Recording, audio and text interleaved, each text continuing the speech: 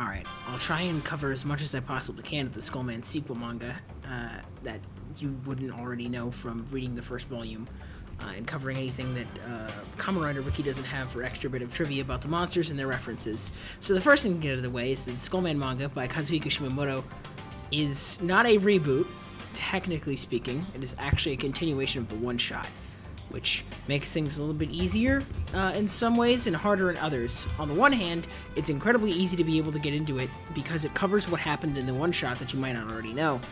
But on the other hand, reading the one-shot makes it a very enjoyable experience when it rewards you for doing that. Whenever they have a specific reference or a specific flashback in any particular instance.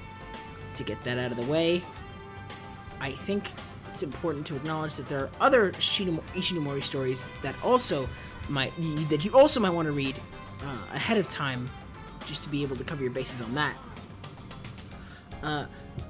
Specifically with regards to references to specific chapters from the Kamen Rider manga and specific moments from other Ishinomori stories that either came from the Kamen Rider TV show or different moments from things like Henshin Ninja Arashi and the like. But for the most part, I think you should be good with just sticking with the Kamen Rider manga. And on the note of the Kamen Rider manga, if you've ever read the Kamen Rider Zou manga, you should be able to enjoy that for when a specific character referencing that, with a character whose specific personality references that, shows up. Because there is a Kamen Rider character, surprisingly enough, and his personality is not so much based off of Takeshi Hongo, even though he looks like him, and more so his Shimamoto's interpretation of the character Zou from the Zou film, which shouldn't really be that hard to figure out if you put two and two together on that, especially with their design, which looks something similar to Zou, and later on becomes something that resembles Kamen Rider Ichigo. That out of the way, I think you should be good on that part of covering anything Shimamoto did. But if you ever want to look up anything else that Shimamoto had worked on prior to this with an Ishimori influence, that might help you with your enjoyment of the Skullman manga. Nothing really comes to mind aside from that. So, all bases covered, it's fine. If you've never heard of Kazuhiko Shimamoto, he's actually the character designer for the original G Gundam series, with several of his initial concepts for those characters available all around the internet for you to look up. I highly recommend you do that too, because there are certain instances and influences that you can pick up from that he definitely has, that you definitely might see once or twice here. Not to say that, like, something from G Gundam will show up in Skullman, but he's kind of a... You can kind of pick up his style from a mile away. It's very iconic, very eye-catching. Let's see.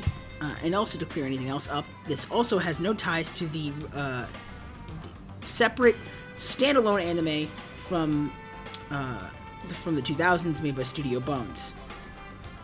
Although, much like that story, it is also a combination of different Ishinomori stories and characters.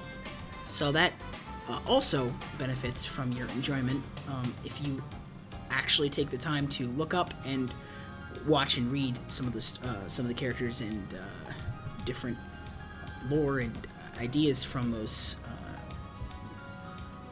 different Ishinomori stories for the Skullman anime.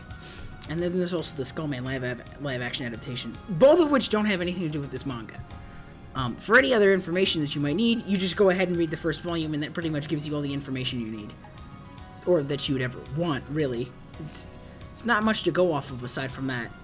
And in terms of any other further information you wanted to pick up on that you may not immediately get, that you probably didn't immediately pick up on afterwards from either reading an Ishinomori story that is referenced in the Skullman manga, you can go ahead and check out Kamen Rider Wiki's page on the entire thing. They have there are some slight grammatical errors, but for the most part you should be able to pick up on any information they have with that. And so with that, I think that clears up any further information you may need before going in. It's a fun story, it's neat, and if you like Ishinomori, you'll probably like this, even if there are some twists and turns that may not be the best. Have fun!